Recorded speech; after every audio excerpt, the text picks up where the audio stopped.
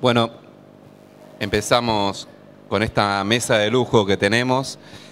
Les cuento un poco, algo hablamos ya en la introducción, en la presentación del Congreso, sobre la encuesta que hizo FOPEA a nivel nacional entre casi 1000 periodistas de los más diversos medios y de las más diversas posiciones.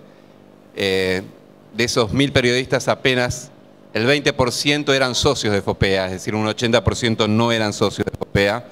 Y hubo periodistas de medios gráficos, medios audiovisuales, medios de internet, entre otras cuestiones.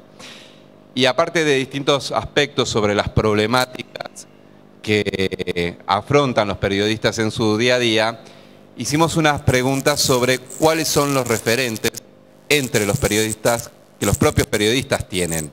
¿Cuáles son esas personas que por su desempeño profesional son tomados por referentes por los propios periodistas? En esa encuesta, digo, es una pregunta difícil porque los periodistas somos personajes bastante particulares, ¿no? Muy egocéntricos y de muy difícil reconocimiento hacia el otro. Por lo tanto, tiene un valor adicional la elección que se ha hecho. Entonces, entre los 10 primeros periodistas más mencionados y más respetados por sus colegas está Jorge Lanata y Magdalena Ruiz Guiñazú, que están acá presentes. Quiero aclarar una cosa porque nuestra idea era poder invitar a los 5 periodistas con vida que fueron mencionados en esa encuesta. Se invitó también a Nelson Castro, que era el segundo mencionado en la encuesta, por una cuestión de que él tenía su programa de televisión no pudo venir. Se invitó también a Víctor Hugo Morales, que no quiso venir porque por sus diferencias públicas con FOPEA, le explicamos que él podía venir tranquilamente acá a expresar sus diferencias públicas, que nosotros somos una organización abierta y plural y que aceptamos el disenso e incluso las críticas a FOPEA, pero bueno, no hubo posibilidad de convencerlo. Y el otro que no aceptó el convite fue Horacio Berbisky, que era otro de los mencionados. Primero, por unas cuestiones de tiempo, se le ofreció la posibilidad de ir a filmar una nota con él para tener su testimonio, pero tampoco aceptó la invitación. Digo, para aclarar que las invitaciones fueron hechas a los 5 periodistas que fueron mencionados, porque estaba también Rodolfo Walsh y existía la categoría ninguno también entre los mencionados por los periodistas, pero a los 5 periodistas con vida, más respetados por sus propios colegas, y bueno, los únicos que aceptaron la invitación fueron Jorge y Magdalena. Así que bueno, yo simplemente les digo a quienes quieran conocer otros detalles sobre la encuesta de FOPEA, se pueden fijar en la página web de FOPEA, hay datos muy interesantes de este tema y de otros temas. Y bueno, y los dejo a Magdalena y a Jorge que hablen, que opinen sobre cómo ven la situación actual del periodismo en la Argentina.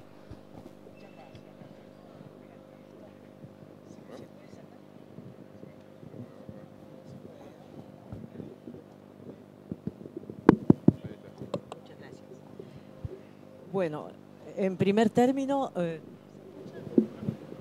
¿se escucha? Sí. Hola, hola. Hola, hola, hola. ¿Ahora sí? Bueno, en primer término, bueno, muchas gracias por este encuentro que realmente se produce en un momento sumamente interesante, que hace un rato justamente yo le estaba escuchando a Caparrós arriba y yo creo que el tema del periodismo y el periodismo militante de golpe ha tomado, no sé Jorge, vos qué pensás y vos Gabriel, pero ha tomado una virulencia que a mí me duele muchísimo porque amo mi profesión, amo defender las ideas que tiene cada uno y que tiene derecho, ¿cierto?, a ejercer en democracia, pero el periodismo, como bien dice, acá yo justamente anoté varias cosas de las que dijo Ignacio Ramonet, ¿no es cierto?, cuando vino acá a Buenos Aires, que ciertamente no puede ser tachado de un hombre que no sea democrático.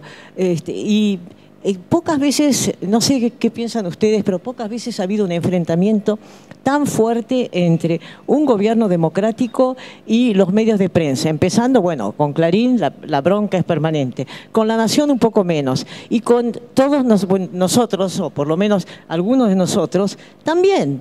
Es decir, yo no recuerdo, tengo 50 años de periodismo, o sea, no recuerdo haber visto afiches sin pie de imprenta en todas las calles de Buenos Aires, directamente puteándonos a los periodistas que no estamos de acuerdo con determinadas fases de este gobierno y acusándonos a algunos de nosotros de haber sido parte del proceso militar, cosa de la cual además nos hemos defendido aportando pruebas, o sea que ilustrando la mentira a través de las calles de Buenos Aires, incluso con chicos adiestrados para escupir esos carteles. Eso ni siquiera es de la Gestapo, porque tenían todavía ideas un poco más refinadas, pero es un momento particularmente inexplicable. No sé, Jorge, ¿vos cómo lo ves? Sí. Hola, ¿qué tal? ¿Cómo están? A ver, ahí está. Hola, hola. Sí, obvio, sí, lo veo igual. A ver, yo trataría de plantear algunos ítems como la problemática del periodismo actual, por lo menos para mí, y después la idea es también que ustedes pregunten y podamos integrarlo a un diálogo. Así no hacemos monólogos y no nos aburrimos de escucharnos a nosotros mismos también. Yo estoy también en contra de la idea del periodismo militante. Yo personalmente creo que esto es una idea distorsiva. Creo que el periodismo es por esencia lo antimilitante, lo cual no quiere decir no comprometido. A mí me parece que estamos siendo muy snobs en esta discusión. Una cosa que me molesta de toda esta discusión es el snobismo en general, porque chicos que salen de abajo de una baldosa sin ningún pasado, acusan a gente que tiene 40 años de trayectoria y la acusan con un desconocimiento. O sea, acusar a Magdalena de haber colaborado con la dictadura es ser imbécil. Pero esto es una cuestión de no haber leído los diarios. Es solo eso. Después vos podés o no estar de acuerdo con ella. Pensar que yo defiendo la dictadura, hermano, hace 35 años que trabajo. Yo hice el diario que publicó por primera vez la solicitud de los desaparecidos en la Argentina. Hicimos millones de denuncias y seguí haciendo mientras lo dirigí. Fui uno de los tipos que luchó por los derechos humanos, como ella y como tantos otros. Bueno, ahora de golpe todos pasamos a ser cómplices de la dictadura. Yo escuché el otro día, yo hago un programa en España hace 7 años, una tertulia. Es un programa que va a la tarde en la cadena SER. Y el otro día yo comenté, está bueno trabajar a veces para afuera, más allá de la experiencia profesional, porque te obliga a ver a la Argentina desde otro lado, la tenés que contar. Entonces, ¿cómo hago para contarlo? Y yo me di cuenta que nunca había contado, y lo hice hace 10 días, que cuando la presidenta se refiere a Néstor Kirchner, lo menciona como él. Bueno, esto que a nosotros nos parece normal, en España se cagaron de risa 10 minutos con esta historia. Pero es lógico, no es normal que le digan él a alguien. Él, en el caso de que exista, será Dios. Pero llamar él al presidente es parte de una estrategia política que no tiene nada que ver con nada. Bueno, se rieron de eso al aire. Y la semana pasada empezaron a circular por Twitter, aparte de mi muerte, una grabación que estoy desvistiendo en este momento. No era cierto. No era cierto. Una grabación a donde estaba una parte de ese programa y a Caparrós, que escribe un blog en El País de Madrid, y a mí, nos acusaban de ser parte de la campaña anti-Argentina. Bueno, señores, la campaña anti-Argentina era la campaña de la dictadura que denunciaba en el Centro Piloto de París. Si pegamos toda esta vuelta, del 78 para acá, para volver a decir la misma forrada, sería mejor que nos calláramos la boca. Pensar que criticar a un presidente, el que sea, es criticar a un país, ya eso solo es una equivocación. Que yo hable mal de Cristina o de quien carajo quiera hablar, no quiere decir que hable mal de los argentinos. Pero aún así, como argentino, yo tengo todo el derecho del planeta a hablar mal de la Argentina. Todo, acá, en Argentina, en China, no tengo ninguna obligación en ese sentido. Y si no les gusta, que no lo escuchen, yo no le pido a nadie que lo escuche. Ahora, estamos volviendo a pensar la realidad en conceptos que son antagónicos, y eso es parte de un discurso del poder. Magdalena decía recién, yo no recuerdo en qué momento pasó algo similar.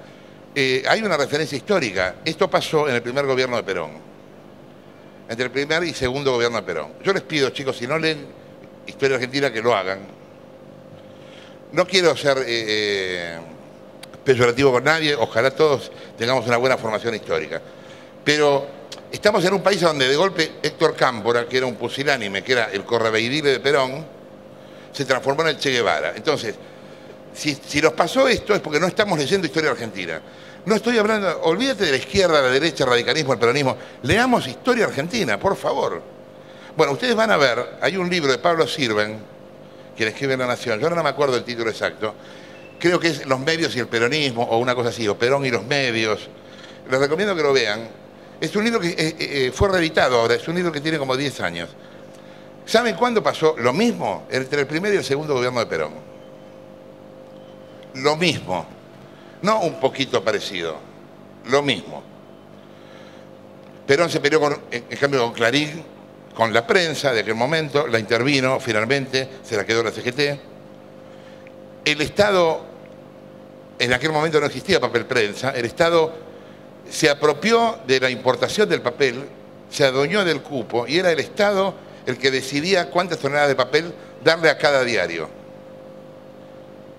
¿Qué es lo que va a pasar ahora con el proyecto de papel prensa?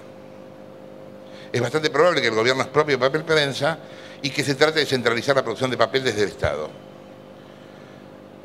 Hago ahí un pequeño paréntesis con papel prensa y a ver si se entiende cuál es mi posición en general y después discutámoslo.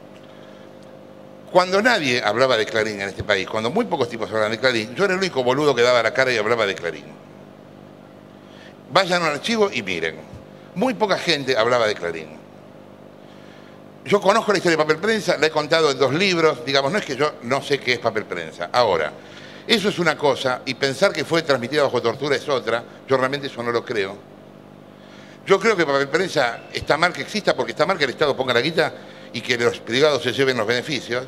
Y porque aparte yo fui víctima de papel prensa. A mí como director de Página 12 no me vendían papel. ¿Sabés las veces que llamamos a papel prensa para pedir papel? Y los tipos te dicen, no hay cupo, no te dicen, no te vendo a vos. Te dicen, mira, nada me gustaría más, pero vas a tener que esperar 3 años, porque el diario sale mañana, hermano. ¿En qué carajo lo publico? ¿En papel higiénico? Es probable que ahora papel prensa termine como empresa. A lo mejor está bien porque es una empresa que empezó mal, que siguió mal y que a lo mejor tiene que terminar mal también. Ahora, pensemos un segundo qué va a pasar en este país, a donde todo el tiempo el Estado es el gobierno. ¿Qué va a pasar acá, a donde todo el tiempo el Estado es el gobierno? Cuando sea el gobierno a quien haya que pedirle, buenas, vengo del diario opositor La Lamparita, quiero media tonelada. A ver a quién se la van a dar. Cuando hace poco el gobierno inventó un conflicto gremial en Clarín que hizo que el diario dejara de salir, ¿se acuerdan? Un domingo. Yo salí a defender la posición de Clarín. Yo salí a defender la posición de Clarín. Todos dijeron, lo compró Clarín. No, no es eso. Yo hubiera salido a defender la nación, a defender el ámbito financiero, a defender Clarín, a defender el litoral, a defender la nueva provincia o el que carajo fuera. Soy periodista. Yo no puedo dejar que un gobierno, el que sea, impida que un diario salga. Pero más allá del punto de vista egoísta, empiezan con ellos y siguen conmigo. No lo puedo dejar como argentino. Ahí sí tengo que pensar como argentino. No tiene que ver con estar con un lado o con el otro. Bueno, eso probablemente vuelva a pasar lo del tema del papel. Entonces hay bastantes paralelos. Y el otro paralelo con la década del 50 es el tema del discurso rupturista en cuanto a la grieta social. O sea, los gorilas de un lado y los otros del otro. Los buenos de un lado y los traidores del otro. Bueno, ese discurso fanático es un discurso que hoy divide a la sociedad. Esto no es Venezuela, pero en algunas de esas cosas se parece un poco a Venezuela. Pero igual es muy distinto. Si quieren después hablamos de Venezuela.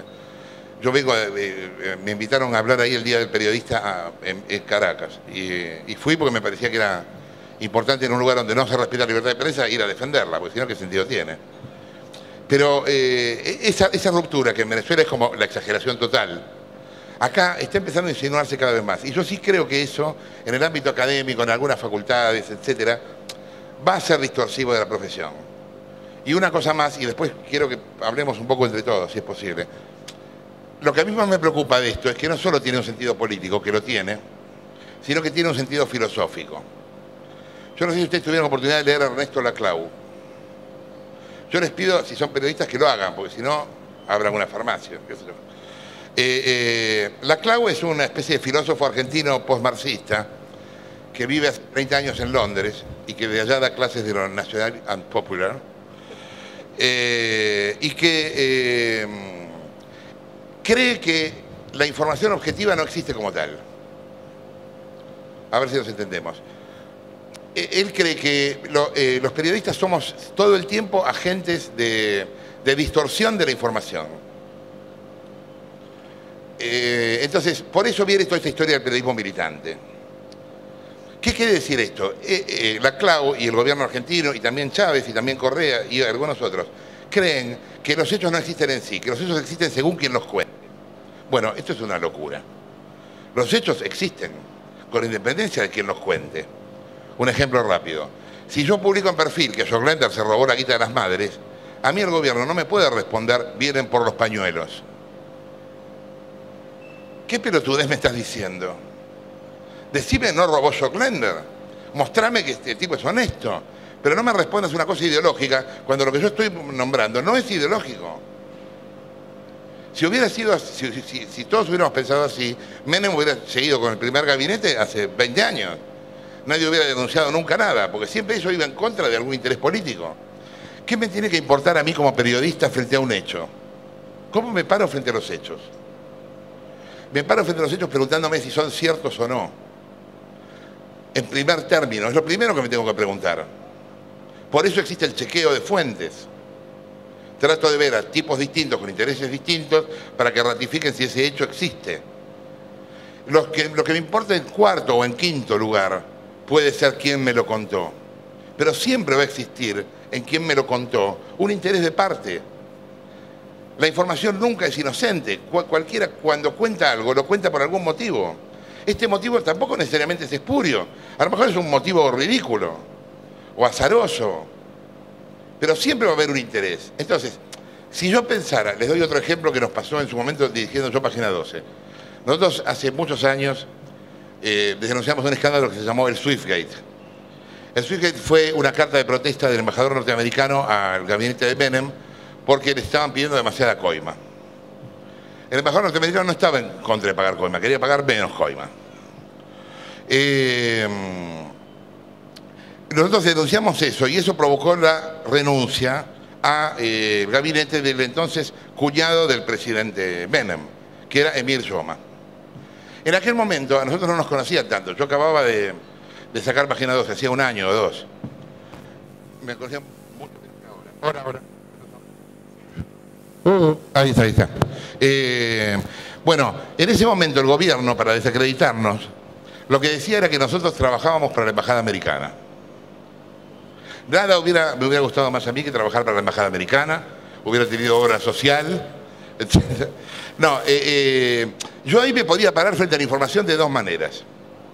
Sé lo de Emir Yoma, ¿qué hago? Si yo lo cuento, a lo mejor en última instancia esto favorece a Estados Unidos, porque va a pagar menos coima. Ahora, si no lo cuento, todo sigue pasando y encima se perjudica a Argentina.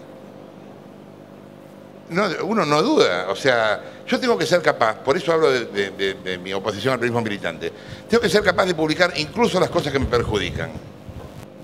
Yo tengo que poder escribir en contra del gobierno que voté. No existe el periodista funcionario, es mentira, olvídense, dejó de ser periodista. Con el gobierno que sea, así suba Ana y la huerfanita a la presidencia. Entonces, esta idea también se repite en los 50, la de periodismo militante en Perón. Por favor, busquen un libro de Perón que se llama La fuerza es el derecho de las bestias, que es escrito por Perón en el exilio en Venezuela. Perón era un militar, y Perón vivía la vida como un militar y lo miraba como un militar. Él ahí en ese libro habla de la libertad de prensa, y él plantea que no existe la libertad de prensa. Para Perón, todo es una especie de batalla entre un ejército de inteligencia... Tiene poca pila, ¿no? Se va como gastando. Gracias. Según Perón, todo es una especie de batalla entre dos grandes grupos de inteligencia. El grupo de inteligencia oficial, que sería la prensa del Estado, y el grupo de inteligencia del enemigo, que para Perón sería Rusia o Estados Unidos, bueno, según la época. Es un concepto militar. Yo no puedo pensar, no quiero pensar en la sociedad como amigos y enemigos. Es una locura pensarlo así, pero encima pensarlo desde el periodismo es mucho peor, porque nos aleja de la profesión. El otro día le dieron el premio Rodolfo Walsh a Hugo Chávez. Yo fui el segundo premio Rodolfo Walsh, habrán dado unos, no sé, 15, ¿no? Hace muchos años. Después se le dieron el premio a Eve Bonafini, de libertad de prensa. Eve no cree en la libertad de prensa. Yo digo esto con respeto por lo que Eve fue, pero no cree en la libertad de prensa. Ella ha dicho en ON que solo habla con medios oficiales. ¿Cómo vas a premiar por libertad de prensa a alguien que solo habla con medios oficiales? Es una locura. Bueno, y Chávez ni hablar, no hay libertad de prensa en Venezuela. En el primer semestre de este año hubo 163 atentados contra la libertad de prensa. Dicho por el gremio de prensa, no por la oligarquía venezolana, ni qué sé yo. Por otros periodistas que están allá, ¿no? Me parece que eso nos va dejando una marca que va a ser difícil de superar. Yo lo que quiero pedir en el medio de toda esta confusión es una cosa sola, no que me defendan, ni me voten, ni mentira, nada. Eso no me importa, yo me hago cargo de mí mismo. Lean, por favor, lean, infórmense más. No se dejen lavar la cabeza. Lean tipos distintos, lean tipos de distinta ideología. No digan que sí a todo lo que parece contrapoder. Porque a veces lo que parece contrapoder es una manga de hijos de puta, no es contrapoder. A todos nos gusta el discurso romántico de sí, estoy contra el sistema y la puta que lo parió. Engánchese en lo que quieran, pero por favor estén preparados para engancharse. Porque no hay nada peor en una discusión que no poder discutir con el otro. Discutir con argumentos. ¿Me entendés? Si en el medio de una discusión un tipo a mí me dice gordo, ¿yo qué le voy a decir? ¿Me entendés? Yo me puedo curar, pero vos no, porque sos idiota. Eso, lo único. Pero no tiene sentido. ¿Se entiende?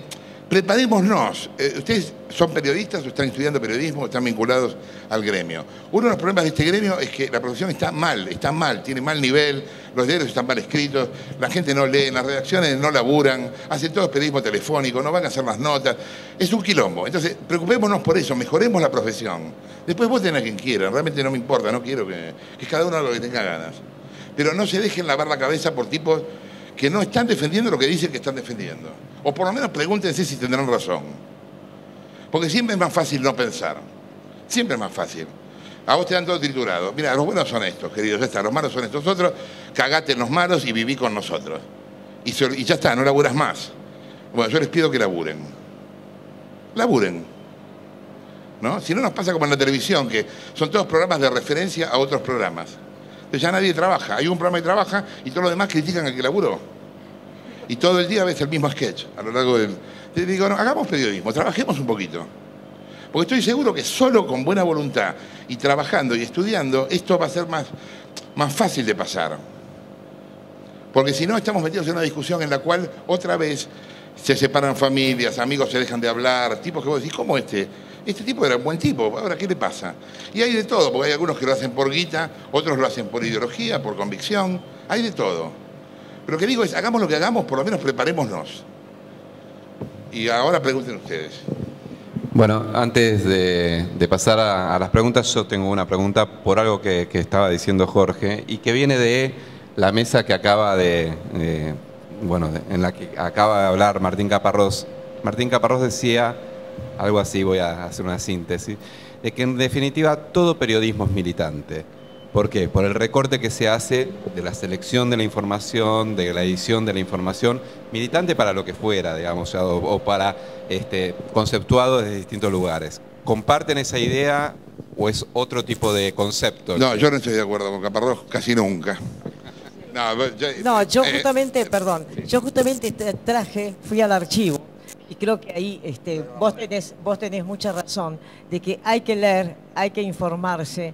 Lo que fue, por ejemplo, en la segunda presidencia de Perón, la expropiación del diario La Prensa, que se entregó a la CGT, ¿no es cierto?, también influyó en la cuota de papel en los otros diarios, donde los otros diarios salían con 2 hojas, más o menos, eso era toda la cuota que tenían. Y Ramonet, cuando estuvo acá, fui al archivo, vayamos a los archivos, es muy importante tener la información de primera agua. Y él dice, ahora, el 11 de septiembre, cuando estuvo acá en Buenos Aires, dice, hay un territorio posible que llamo el periodismo de servicio público, donde el periodista es pagado por el Estado. Sí, hola, sí. Hay un territorio posible que llamo el periodismo de servicio público, donde el periodista es pagado por el Estado, pero la gran diferencia es que su nota no es controlada por el gobierno. En el caso de la BBC, dice Ramonet, que ciertamente no puede ser acusado de ser un hombre de derecha, el Estado garantiza al periodista que estará protegido del poder del dinero y del poder del gobierno. Esto para los ciudadanos es una buena garantía porque en un Estado democrático ni los periodistas ni los gobiernos tienen interés en que los medios del Estado sean absolutamente afines a las autoridades políticas. Y las elecciones suponen cambio de gobierno y cuando el que fue gobierno sea oposición no le gustará que los medios del Estado estén al servicio del gobierno. Todo el mundo tiene interés en que los medios de servicio público, que deben existir para que haya pluralidad, estén controlados por el propio profesionalismo y no por los gobiernos, que es un poco lo que venimos hablando de la mesa anterior, ¿no? Justamente fui a buscar esto porque Ramonet puso como ejemplo, me llamó la atención la BBC, que no sabía que tenía un régimen tan abierto. Lo que pasa es que eso también tiene que ver con cómo se manejan los medios del Estado. La función del Estado es defender los derechos de las minorías, aparte de los derechos de las mayorías. Las mayorías se defienden solas porque son eso, son mayorías. La democracia no es solo defender a las mayorías, porque si no, Hitler hubiera sido democrático porque todos los alemanes lo votaron. No solo tiene que ver con los votos, sino con una actitud en la cual vos te manejás durante toda tu vida. No es solo que ese día vas a respetar a los demás y después no. Entonces, si vos en los medios del Estado lo único que haces es dárselos a la mayoría y transformarlos en un aparato de propaganda, estás desvirtuando el rol de los medios del Estado. Nadie pensaría en Inglaterra que un partido, los laboristas, toman la BBC. Es impensable, totalmente impensable. Habrá laboristas, habrá conservadores, habrá ecologistas, habrá de todo, porque estamos hablando del Estado. Y acá no nos sacamos todavía de encima la confusión Estado-Gobierno. Con respecto a lo que vos decís de Caparrós, yo por mí, Caparrós es padrino de mi hija menor, o sea, es mi hermano, está todo bien con Caparrós. Yo no estoy de acuerdo igual con lo que él dice. A ver, yo creo que una cosa es estar comprometido con la búsqueda de la verdad, que me parece que sí es importante, aunque suene así como presuntuoso. Y otra cosa es hablar de periodismo militante. La militancia tiene una respuesta, veámoslo desde el punto de vista filosófico. La militancia tiene una respuesta cerrada frente a la realidad, no tiene una respuesta abierta. Los periodistas no podemos estar de acuerdo con un lugar donde todas las respuestas ya están dadas. Nuestra obligación como periodistas es preguntar. Preguntar siempre significa desobedecer, porque cuestionar es una manera de desobedecer. Vos le estás preguntando, hey, ¿sos un pie de micrófono o qué sos? Entonces, esa actitud no la podemos perder desde el punto de vista filosófico de la profesión. Me parece que nos equivocamos si estamos pensándolo desde ese lado. En ese sentido, a mí el periodismo militante no me parece, yo no estoy de acuerdo. Ahora, eso no quiere decir que vos después no puedas hacer tu vida y estar afiliado a un partido. Yo personalmente creo que ni siquiera hay que afiliarse, yo. Creo que tampoco hay que hacer prensa. Creo que está mal que un periodista haga prensa, también. Sábato decía, haga cualquier cosa, pero no prostituya la literatura. Póngase un kiosquito, maneje un taxi. Total, nadie nos necesita. Eso es algo que también tenemos que entender, ¿no? Nadie nos necesita. Ya está todo escrito, todos lo escribieron mejor que nosotros, todos piensan mejor que nosotros. O sea que si hacemos algo, tratemos de sintonizar con nosotros mismos. Porque no es que hacemos algo en función del universo. Ya todo lo que podemos hacer ya está hecho. Y hay algo más, otra definición que me pareció muy buena, que es también de Ramonet. El periodismo tiene que aportar, que es un poco lo que decía Jorge, el periodismo tiene que aportar cívicamente algo a la sociedad. Porque si está al servicio de tal interés privado o de tal interés político, no está construyendo lo que se llama ciudadanía. Me pareció excelente. Es una síntesis de lo que vos acabas de plantear. Muy bien, bueno, pasamos a las preguntas. Les pedimos que sean preguntas, así pueden preguntar más cantidad de gente, no hagamos grandes introducciones y demás. No tenemos micrófono, ¿sí? Ah, ok. Bueno, dale. Hola, buenas noches. Esteban del Campo, estudiante de periodismo. Volviendo al tema de la dialéctica de amigos y enemigos, esto que decía Laclau y también en menor medida Muffet. ¿Creen que el gobierno haya elegido los medios como contrincante? ¿A qué responde? ¿Son tan importantes los medios de comunicación hoy en día? Estamos todos distraídos porque hay gente que está gritando algo, no sé quién. ¿Hay un cumpleaños? Ah, y bajá y lo festejamos acá, hermano. Bueno. Sí. Perdón, te pido por favor repetir la pregunta. Estaba todo el mundo mirando para otro lado. Volviendo al tema de la dialéctica de amigos y enemigos. Y esto que decía la Clova Mofé del conflicto como sustento de la democracia. ¿Por qué consideran que el gobierno ha elegido los medios como contrincante, como principal contrincante? ¿Son tan importantes hoy en día? A ver, y de paso aprovecho para aclarar algo que el aparato de propaganda dice que yo digo. ¿Viste esta cosa que dice que yo digo que el más débil es Clarín? Sí, el más débil, sí, voy a explicar eso muy cortito. Si hay de un lado una empresa, sea la empresa más grande que se te ocurra, el Citibank, Shell, cualquiera, Carrefour, no sé. Y del otro lado, el Estado argentino, con el poder de la ley, de la discrecionalidad, con el poder judicial abajo y manejando todas las medidas, ¿quién es el más débil? El más débil es la empresa, sea cual sea. No estoy diciendo con eso que Clarín sea débil. ¿Se entiende lo que quise decir? Bien. Hecha esta aclaración. No entiendo nada. ¿Vos preguntabas? Los medios de difusión son súper importantes. Para el gobierno, tener como enemigo a un medio es mucho mejor que tener como enemigo a otro, porque compiten en otro lugar. No es competencia un medio. A nosotros no nos vota nadie. O si querés nos votan de otra manera. Pero no así, ¿me entendés?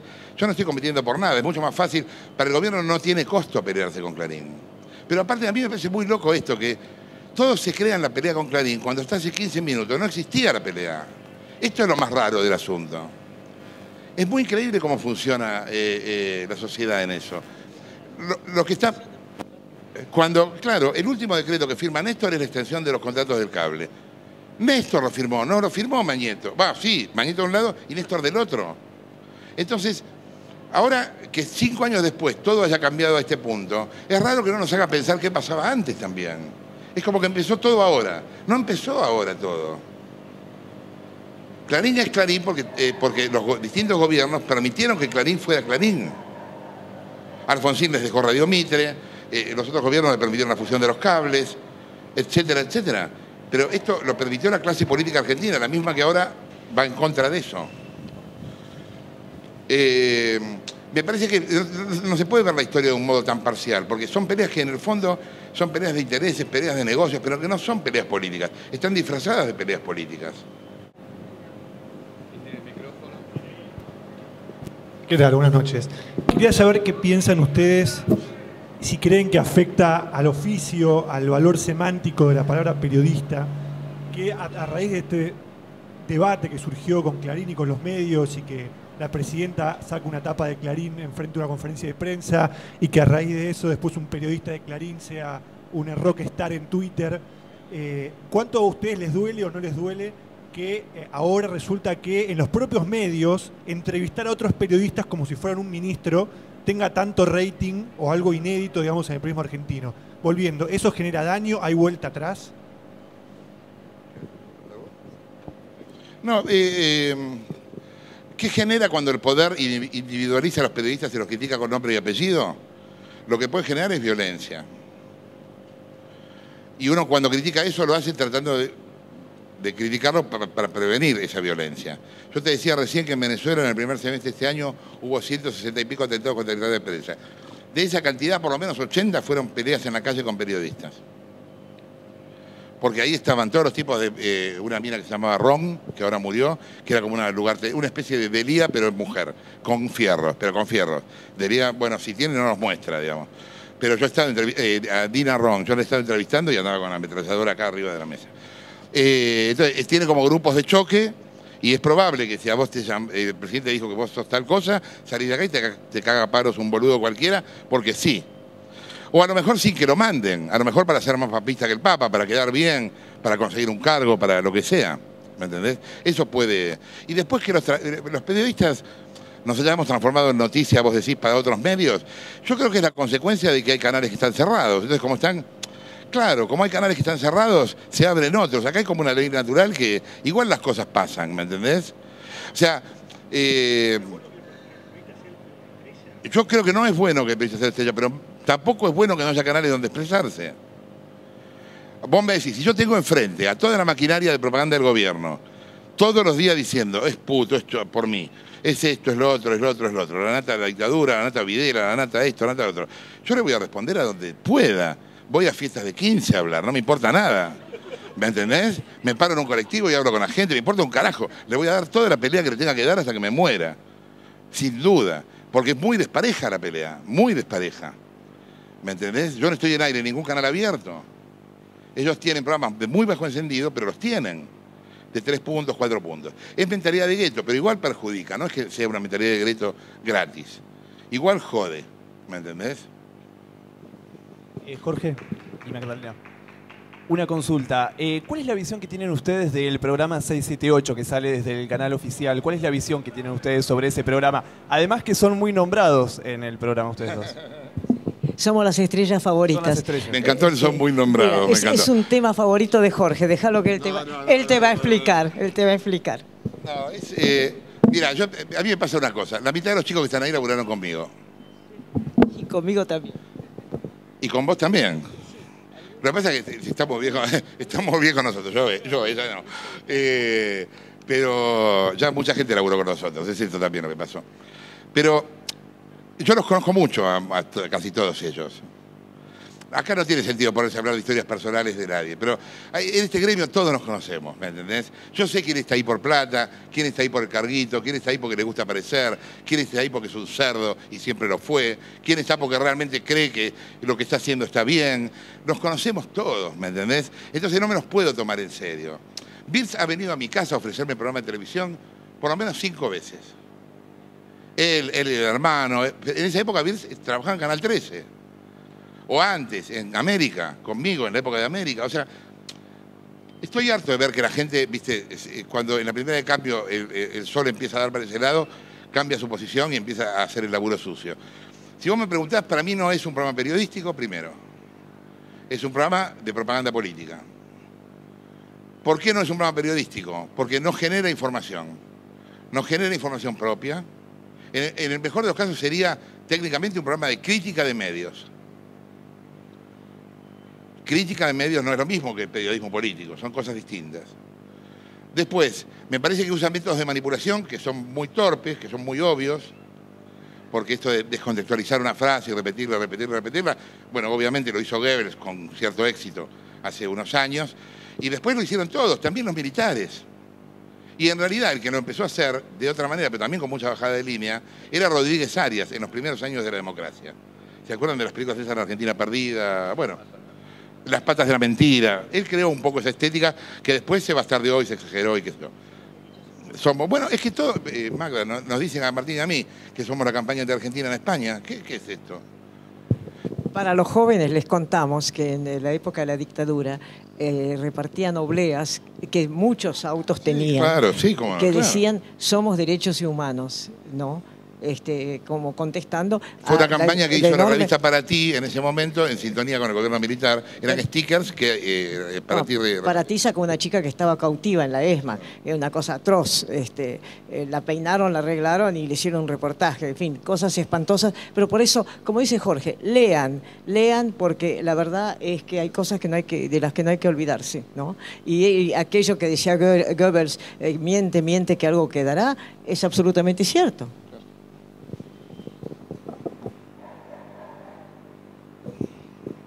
Sí, una persona con la cual de vez en cuando coincido en algo, que es mi esposa, tiene una teoría que me gustaría compartirla con ustedes y con este auditorio. ¿No piensan ustedes que principalmente después del 27 de octubre de 2010 se está en una etapa de construcción de mito en la que es necesario buscar enemigos porque el héroe debe tener a quien vencer, y en este caso la prensa supuestamente opositora, yo no la veo así, si bien hay prensa opositora, se está transformando en algo funcional a esa construcción del mito, y nosotros reaccionamos y elevamos también el nivel de la reacción de acuerdo a los ataques que recibimos. Cada uno en su nivel, ¿no? Yo le invité a Magdalena a que venga a las Cataratas, espero que sea pronto, ¿no? Y en Cataratas también tenemos nuestras luchas, y en cada lugar tenemos también nuestro pequeño enano fascista todo el tiempo trabajando, ¿no? En contra de... Y que te pone a vos en el lugar del fascista, ¿no? Siempre esa es otra de las metodologías. Pero vuelvo a esto, ¿no piensan ustedes que estamos siendo funcionales a la construcción del mito? El gran panteón, los grandes enemigos a los cuales el Néstor tiene que vencer, Néstor vive, ya empezaron los grafitis por todos lados, como aquellos otros, ¿no? De Elvis vive y tantas otras cosas más. A ver, hay desde la muerte de Néstor en adelante una estrategia muy inteligente y bien llevada a cabo por parte del gobierno. Ya que quieren que hable bien del gobierno, voy a hablar bien en esto. Saben cómo manipular. De construcción del mito. Yo el otro día, es que hay un truco que los periodistas usamos. ¿Sabes cómo se sabe si una nota es buena o es mala? Preguntándote qué te acordás de esa nota. Es el mejor tester para saber si la nota era buena o era mala. Vos la leés y a lo mejor al año preguntate, ¿me acuerdo algo de lo que este tipo dijo? Si te acordás, probablemente la nota sea buena. Si no te acordás, la nota era una porquería.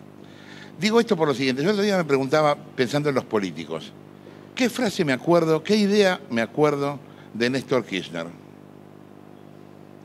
¿Qué idea nos acordamos de Néstor? ¿Está nervioso Clarín? Bueno, idea, dije. ¿Está nervioso Clarín? No, está bien, está bien. Sí, está bien. Frase esa, la tenés adentro, pero no la dijo Diego. ¿Y qué otra? No, porque, qué sé yo, sangre, sudor y lágrimas, el 2000 nos encontrará unidos o dominados. Se me ocurren un montón de otros políticos. Pero ¿de qué idea de Kirchner me acuerdo? ¿Y saben qué? Me di cuenta que no me acordaba de ninguna. No me acordaba de ninguna. Y digo, qué raro, porque es la primera vez en la historia de Argentina que pasa que a menos de un año de muerto, tantos paseos públicos, calles, avenidas, calecitas, taxis, puentes, lleven el nombre de Néstor Kirchner. Nunca había pasado en esa intensidad y a tan poco tiempo de la muerte. Entonces pienso, acá hay un proceso de glorificación o de mistificación de Kirchner que tiene un claro interés político partidario, que tiene que ver con una intencionalidad política, no es casualidad. Yo sí creo que eso está pasando y yo creo que el gobierno ahí está tratando de generar su propio mito. Néstor como el Eternauta, y así.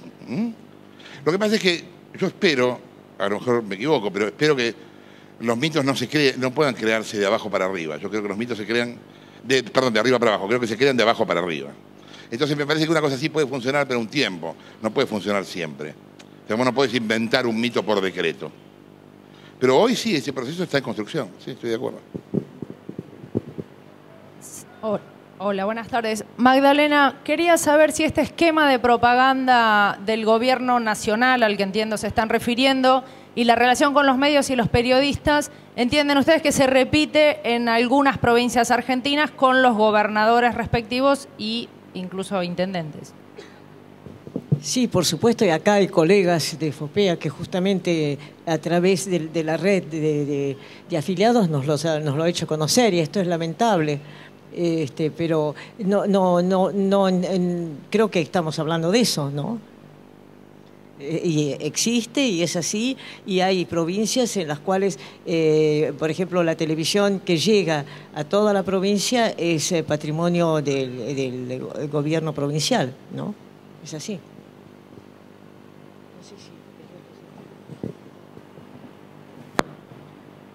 Hola, ¿qué tal? Buenas noches. Hola.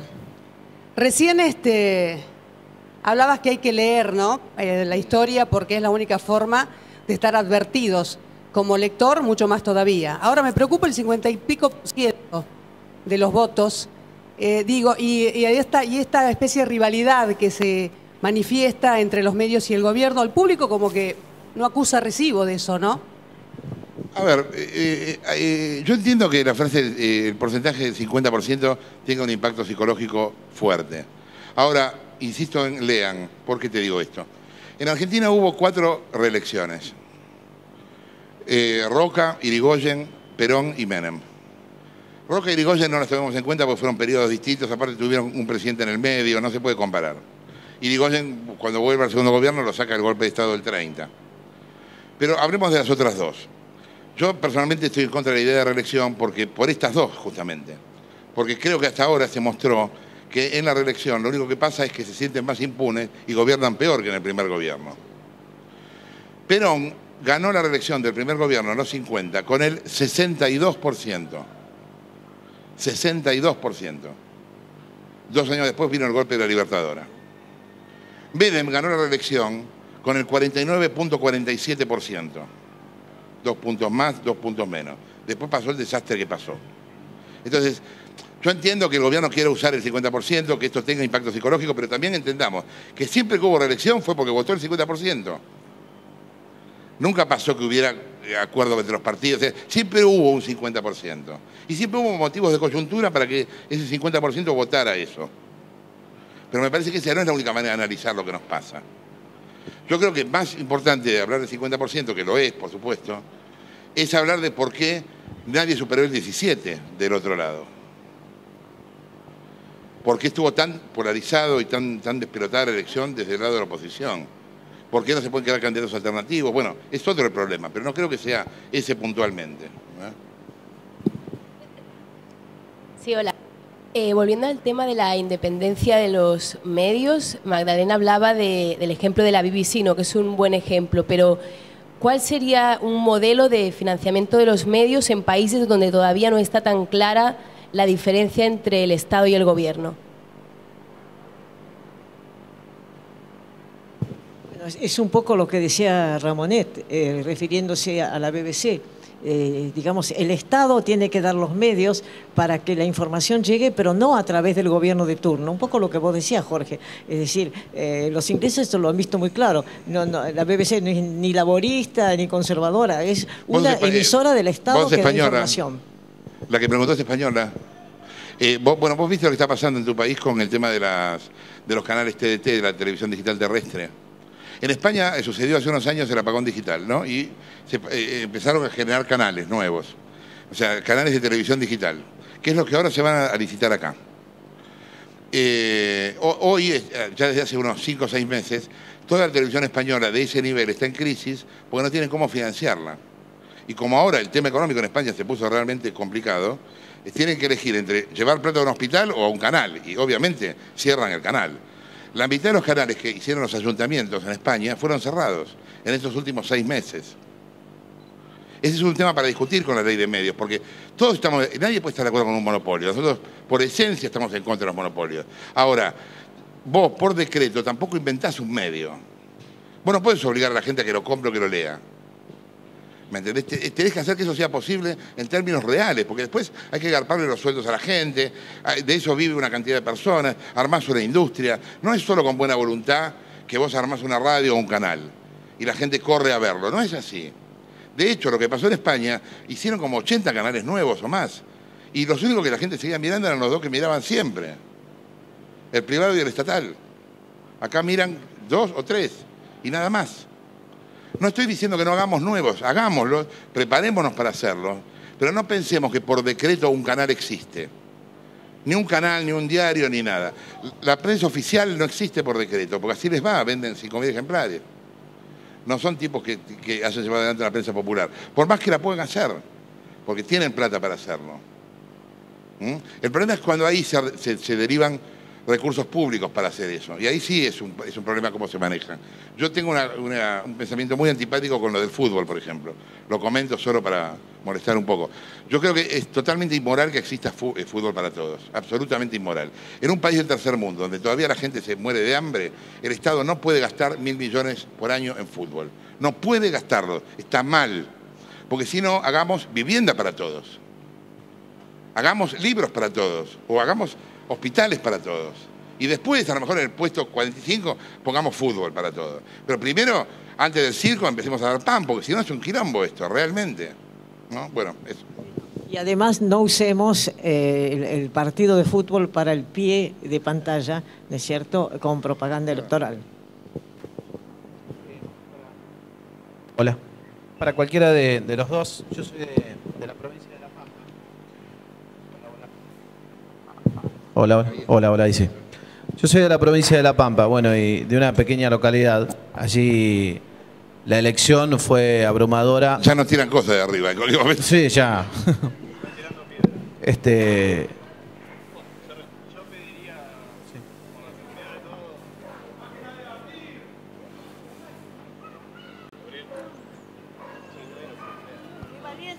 Para que los periodistas podamos acceder a la información.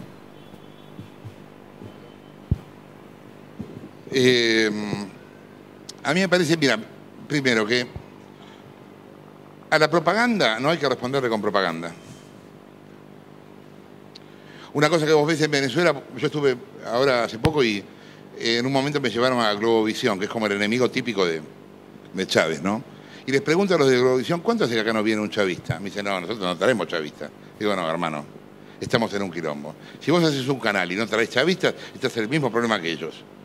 O sea, que traes chavistas y discutís con ellos. Entonces, responder a la propaganda con propaganda es un fracaso, porque el que te dictó la propaganda fue el otro y te hizo entrar en su juego, ¿me entendés? Para mí estos son momentos en los cuales hay que responder con periodismo. Acá hay que dar información. Es esto solo. Digamos, tenemos que hacer nuestro laburo y tenemos que ser mejores y más capaces y más cultos y más inteligentes de lo que somos. Tenemos que saber hacerlo y ser más creativos. Esa es la manera. Todo pasa también, como bien decía el tío Grondona. En algún momento esto cambiará. Si no cambia nunca, será siempre así. Bueno, hagamos nuestro rol. ¿Cuál es nuestro rol? Informarle a la gente. Lo que digo es que nada de lo que está pasando nos amilane en el sentido de decir, bueno, ¿sabes qué? Dejo esto y me dedico a otra cosa. No, para nada, no voy a dejar esto.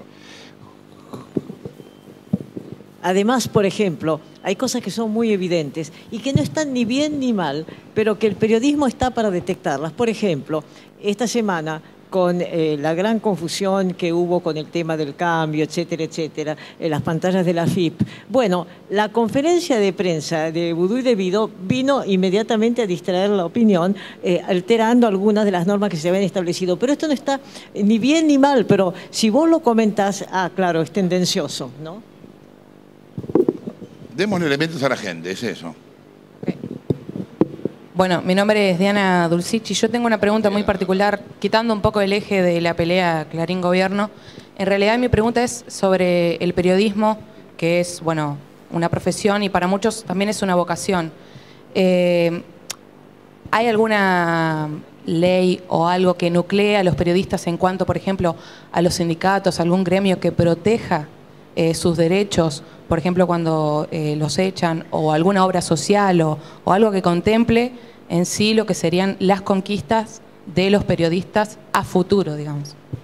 Sí, claro que hay. Sí, la UDBA y FATPREN, la Unión de Trabajadores de Buenos Aires, y FATPREN, la Federación de Trabajadores de Prensa en el interior. Claro, pero, sí, yo lo digo porque yo soy del interior, yo soy de Concordia, estoy estudiando en Concepción del Uruguay, y ahí donde yo estoy estudiando, digamos... no hay nada. No hay nada. O sea, hay un departamento que se creó de periodistas, del cual vos sos el padrino, creo. Ahí Concepción, sí. Sí, Concepción del Uruguay. Bueno, y hasta el momento allí no tenemos nada, no tenemos nada que proteja, digamos, en sí al periodista, no hay ninguna ley. No, lo que hay, nada. bueno, en ese sentido, yo no soy miembro de FOPEA, yo en su momento fui un accidentado miembro de periodistas, vos estabas también en periodistas, ¿no? Con ella también. Después periodistas implotó.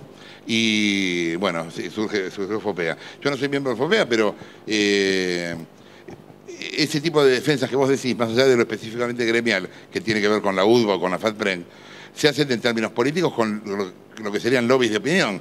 FOPEA es eso en ese sentido, una especie de lugar colegiado que trata de generar en opinión pública determinadas reacciones y que es pluralista por definición, ¿no? Además, acá piden micrófono. Además, en periodistas, vos te acordás cuando lo fundamos, había un abanico ideológico muy interesante. Estaba Grondona, estaba Berbisky, estaba Morales Solá, claro, había un montón. Éramos nosotros. Sí, nosotros. Buenas noches, desde Uruguay, acá. Hola. Enfrente. sé lo que te pasó en mi país. Quería saber tu opinión al respecto. Pues yo soy un echado del Mercosur, no solo de la Argentina. Sí, exacto. Quería saber tu opinión al respecto de que esta extraña relación de pasión, de amor, de odio entre los gobiernos progresistas y los medios de prensa. ¿Es así? ¿Es como una UNASUR que se han relacionado para tener esa relación diferente? Capaz tiene que ver con una cosa de formación filosófica de la izquierda, ¿no? Que no soporta la prensa independiente. A lo mejor somos nosotros los que estamos actuando mal. A lo mejor el progresismo no tiene una idea de prensa adecuada. A lo mejor la izquierda a lo largo de su historia fue tan o más autoritaria que la derecha con la prensa. Habría que estudiar un poco el tema realmente. No, creo que habría que ver cada país también. Pero hay una tendencia en general a pensar que cuando un tipo llega al gobierno, ese tipo encarna a la Argentina. Y que si se habla mal de él, se habla de la Argentina mal. No es así. Ellos son tipos que hacen un servicio público, que van y gobiernan, que tienen que estar sujetos a la crítica como cualquiera. Entonces es lógico, como el periodismo trata de no ser complaciente con el poder siempre termina buscando... Vos fíjate lo que pasó en Ecuador. Correa le hizo un juicio a un diario, a 3 articulistas. Por supuesto, le ganó el juicio, pues es el presidente. A los tipos los condenaron con una multa de $40 millones. $40 millones de multa.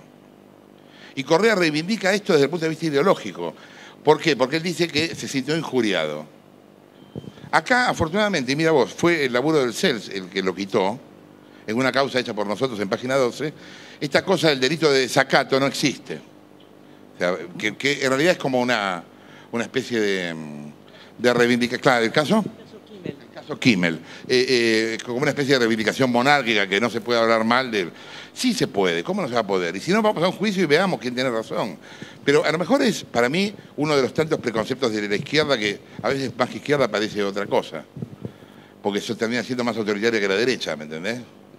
Pero no sé por qué surge eso, pero bueno. Hago un comentario. El sábado justamente van a estar acá los periodistas tanto del Universo como los que escribieron el libro y que fueron querellados por Correa explicando la situación de la libertad de expresión allí en Ecuador. Es muy interesante. Si pueden, vengan a verlo. A mí el año pasado me llamó el Colegio de Periodistas de Ecuador porque ellos no podían tener una entrevista con Correa. Increíble. Y me contrataron para que fuera yo allá a entrevistarlo. Fui. Y hice un programa de televisión que se dio en la televisión de Ecuador. Muy interesante, hice una nota de 1 hora y media con Correa. Correa no es Chávez, no es militar. Eso solo no es una diferencia menor, porque su estilo es distinto, etc.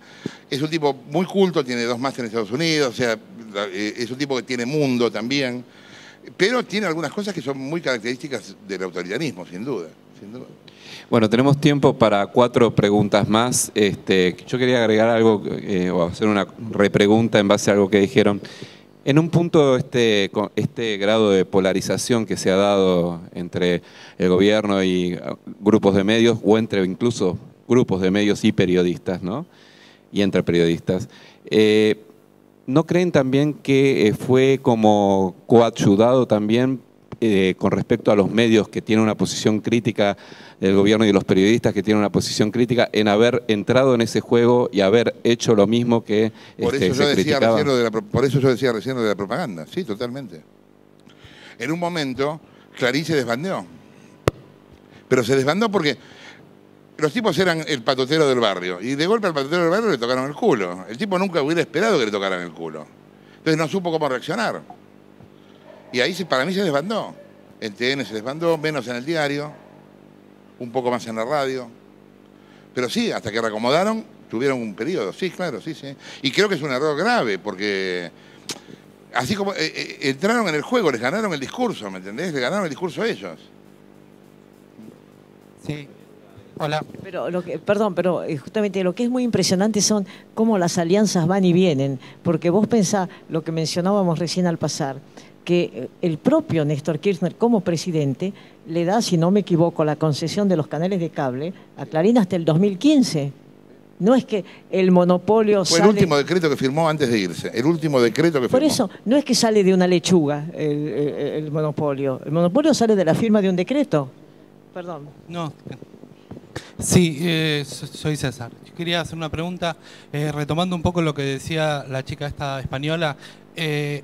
¿cómo generamos en Argentina un sistema de medios como el que plantea Ramonet y Magdalena al estilo BBC en un lugar, en un país donde no solamente en los medios de comunicación el Estado se confunde con el gobierno? O sea, lo vemos todo el tiempo en los ministerios, en todos lados. Entonces, también es como un desafío más general, digamos, no solamente... Es raro que solamente los medios funcionen así si el resto iba a funcionar de otra manera. No sé cómo lo ven. Tenemos que ver con el periodismo que tenemos, esto no hay duda. Este periodismo, así como es parte de la Argentina. No somos distintos al periodismo que tenemos, somos iguales.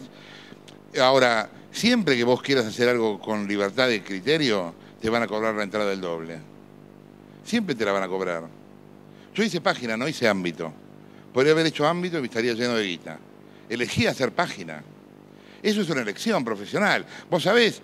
ella no hace Justo a Tiempo, hace Magdalena Noticias hace 40 años, ¿me entendés? Entonces, no, claro, cada uno elige en la profesión, voy a hacer de tal manera, voy a llevar adelante tal cosa, y eso, ¿sabes qué? Tiene un costo. Y a lo mejor está bien que lo tenga también, está bien que lo tenga, que tengamos que garpar por nuestra libertad. Bueno, garpemos por nuestra libertad.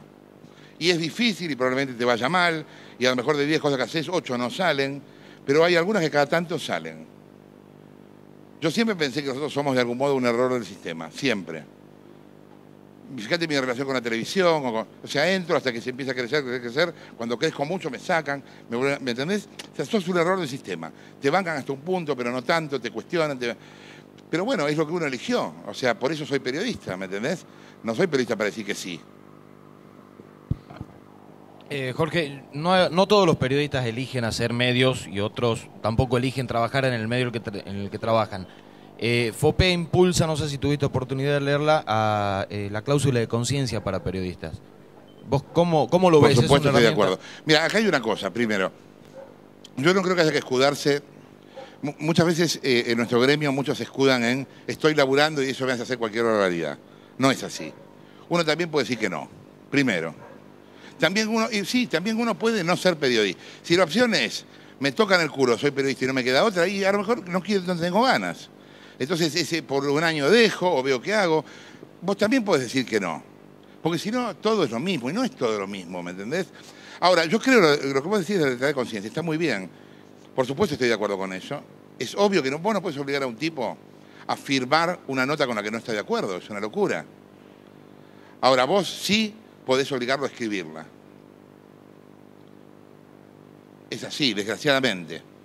¿Me entendés? Porque ahí es parte automática del laburo. Bueno, andá y escribilo. Ahora, obviamente nadie puede arrogarse el derecho a opinar por vos, de ninguna manera. Y es más, yo fomentaría, realmente no sé si FOPEA lo hace, el tema del fiscal del público en los medios. Que en España hay una tradición con eso bastante interesante, y que es como el defensor del lector, pero que realmente funcione como defensor del lector, que si se tiene que cagar en el medio, se caga en el medio, ¿me entendés? Me parece que estaría bueno, sí. Pero aparte hay otra cosa, a mí me parece que la mejor manera de dignificar nuestra profesión, aparte de todo lo que ganemos a los demás, es ser mejores nosotros. La gente nos va a creer cuando seamos mejores, cuando chequeemos más las cosas, cuando demos mejor las noticias, cuando seamos más confiables. Eso es lo que tenemos que hacer. Tenemos que ser mejores de lo que somos. ¿Me entendés? Esa es nuestra pelea. Tengo que poder hacer un buen diario, tengo que poder hacer una buena revista. Tengo que jugarme con lo que escribo, tengo que laburar, prepararme, estudiar, no llegar a una nota y no saber con quién carajo voy a hablar. Y preguntar la misma pelotudez siempre. No hacer lobby con la profesión, entonces todos los mobileros preguntan la misma boludez, a ver qué mobilero sale en CQC y cuál otro. No, no es así. Laburemos en serio, hagamos periodismo. Eso es lo que me parece que a largo plazo sirve como apuesta, ¿me entendés? Hoy los chicos están más preocupados por ser famosos que por ser buenos. Y no se dan cuenta que siendo bueno sos famoso igual. Y que lo difícil es ser bueno. Famoso es cualquier boludo. Mirá Gran Hermano, o sea, cualquiera puede ser famoso. Pero eso dura 10 minutos. La manera de durar en la profesión es ser bueno. Es comprometerse con la... Y no pensar, no pensar que uno se recibe de algo. Yo odio esta cosa de la persona que se siente recibida de algo. Nunca te vas a recibir de nada. Vos sabés todo lo que me falta leer a mí, a ella, a todos. Hay tantas cosas para conocer, tantas cosas. ¿Quién puede decir, yo me recibí? ¿De qué carajo te recibiste, boludo? ¿Quién sos? ¿Ya leíste todo lo que tenías que leer? ¿No sos más curioso? ¿No querés más estar vivo? Pero también apoyando un poco un tema que se tocó acá, yo creo que a los jóvenes es muy importante decirles que nosotros fuimos jóvenes en algún momento. Tuvimos los comienzos duros y difíciles, donde efectivamente no te pueden obligar a firmar una columna, pero te pueden decir anda a cubrir tal nota, anda a hacer tal cosa. Lo importante, ¿saben qué, chicos? Es en el fondo de su corazón decir, yo algún día voy a ser secretario de redacción y algún día yo voy a poder manejar esa redacción, ese medio, o por lo menos va a haber libertad en ese medio, para no estar obligado a defender causas en la que los periodistas no creen. Pero todos hemos pasado por esa situación tan desagradable de un jefe que de pronto vos ves cuando yo hacía noticiero, de repente veo en el aire que habían editado, habían cortado algo que había dicho una persona en defensa propia, ¿viste? Esas cosas pasan y vos decís, pero ¿cómo lo cortaste? Y bueno, no sé, qué sé yo. Y cuando sos un pichi, pero lo importante es decir, algún día no voy a ser un pichi y algún día voy a poder manejarme con la verdad. Parece muy ingenuo lo que les estoy diciendo, pero yo creo que la vida es así. Totalmente. Yo quisiera poder transmitir, es muy difícil, la sensación de lo que les pasa, lo que nos pasó a todos, la primera vez que vos lees la nota tuya que se publicó o la primera vez que ves algo tuyo en algún lado y a lo mejor estuviste meses laburando para eso. Viste una situación injusta, la querés contar, ¿me entendés? La averiguás, te quebrás, pensás esto no le importa a nadie, querés dejar todo a la mierda, seguís, porque al final vos mismo te obligás a seguir, pensás que no lo van a leer, y hasta que un día vos ves que el diario sale con esa nota. Es increíble eso. Eso es lo que te mantiene vivo en este laburo. Dos últimas preguntas. No sé por dónde está el micrófono. Acá hay uno. Creo que un tema recurrente que está en esta charla es el manejo autoritario que hay en este momento del poder frente a la prensa, frente al manejo de la verdad, y creo que frente a muchas otras áreas también. Es preocupante, pero no me parece sorprendente que quien detenta el poder quiera agarrar la manija y no soltarla y agarrarla muy fuerte de esa manera. Lo que sí me llama poderosamente la atención y quisiera ver si me pueden ayudar a entender es, parecería haber en la sociedad más que permisividad, un acompañamiento a eso, un aferrarse. No solo comprar mentiras, parecería haber una actitud de mentime que te quiero creer. ¿Es así? ¿Coinciden con eso? ¿Por qué? Si es así, se da eso, y si se puede, ¿cómo se sale? ¿Sabes qué pasa? Saber algo te hace más responsable. Cuando hablaba de la verdad, Sartre decía que la verdad es una venda que vos te corres de los ojos y nunca podés volver al mismo lugar. Una vez que te la corriste, ya miraste un poquito. No podés volver a taparte. Ya viste algo de lo que pasó. Cagaste, sabés. Cuando sabés, sos de algún modo responsable. Porque ya no podés decir yo no sabía, yo no estaba, yo no lo escuché. Alguien me lo dijo, ¿y qué hice para evitarlo? Y ahí cagaste, porque te empezaste a preguntar qué hiciste para evitarlo y te sentís responsable. Por eso siempre es más fácil no saber que saber. Porque si sabés te tenés que hacer cargo de lo que pasa. En cambio, no sabiendo, da lo mismo. ¿Somos una manga de irresponsables irredimibles? Responde alguna voz.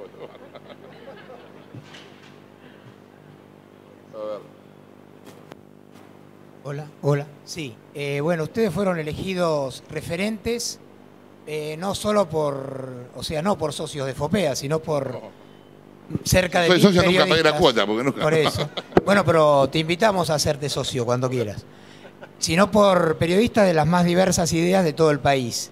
Lo que yo quería saber es quiénes fueron y son los referentes de ustedes. Mira, por eso te digo, alguna vez fui joven y cuando salió la revista Paris Match, después de la Segunda Guerra Mundial, yo soy la 9ª hermana de una larga familia. Mis hermanos mayores eran mis ídolos y uno de ellos un día dijo, traje una revista que es absolutamente impresionante. En aquella época el periodista estrella era Raymond Cartier, el gran historiador, que era periodista al mismo tiempo, y su historia de la Segunda Guerra Mundial es la más importante que se hizo periodísticamente. Y bueno, cuando yo vi eso, porque claro, el Universo en ese tipo de magazine se circunscribía, por ejemplo, a Life, ¿no? En las internacionales. Y yo no sé si estaba Look, no sé, pero acá, fuera de revistas como... sí, Life, sí, yo creo que eran las revistas que se importaban, así como el prototipo. Cuando sale Paris Match con fotos a doble página, con epígrafes donde en 5 líneas te resumían toda una historia, yo dije, esta es la maravilla. Cuando justamente Frank Cappa empieza a hacer fotos en Paris Match, ustedes se hacen fotografías, sabe quién fue Frank Cappa. Bueno, el tipo en una foto te contaba una historia. Yo dije, bueno, eso es periodismo. Así que esa es mi historia. Jorge, no sé, contá. No me dejan fumar tranquilo. A ver, no, hay varios. A lo mejor los tipos que yo te podría decir que... Yo empecé a trabajar muy chiquito, a los 14 años, ¿no? Escribía informativos en Radio Nacional. Y yo ahí conocí un montón de gente que no es conocida, pero que hacían radio contra viento y marea, ¿no? Y en Radio Nacional nunca había nada, nunca, todavía hoy debe ser igual. Nunca, en esa época había cintas, nunca había cintas, nunca había... Entonces la UNESCO mandaba cintas y nosotros le grabábamos atrás para poder usar la cinta de la UNESCO. Era todo un desastre, pero todos estábamos ahí tratando de hacer radio.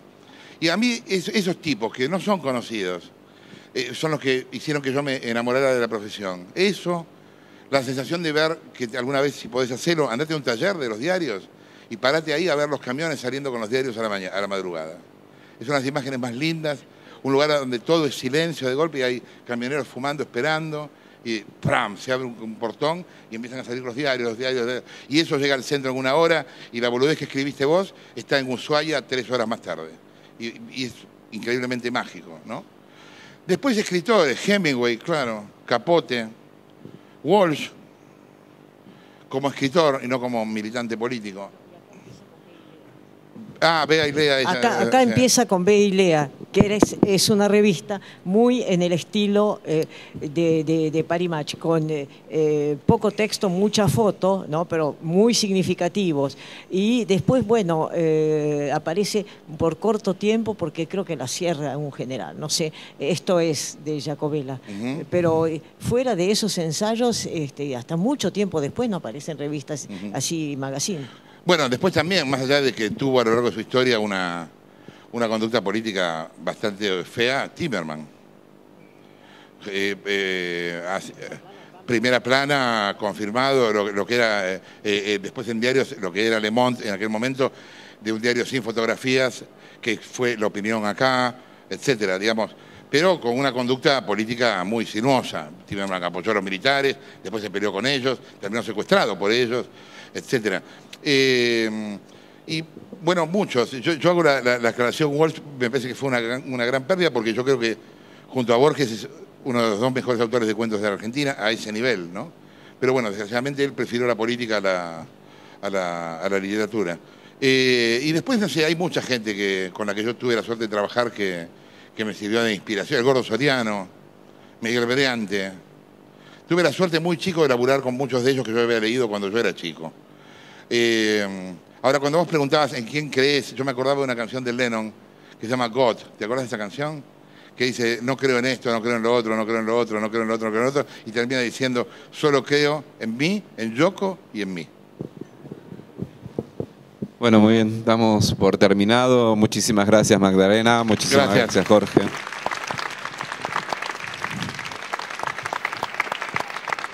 Bueno, muchas gracias. Los esperamos a todos mañana desde las 9 en la segunda jornada del Congreso de FOPEA. Y les recordamos que mañana que estudien bien el programa, porque mañana tenemos un par de mesas paralelas y también tenemos los talleres a las 6 de la tarde, y para eso hay que inscribirse previamente en la hoja que van a encontrar en la recepción en el 6º piso. Así que les agradecemos por el aguante de hoy, por habernos acompañado acá hasta acá abajo, haber resistido las piedras, los gritos, y bueno, nos vemos mañana. Muchas gracias.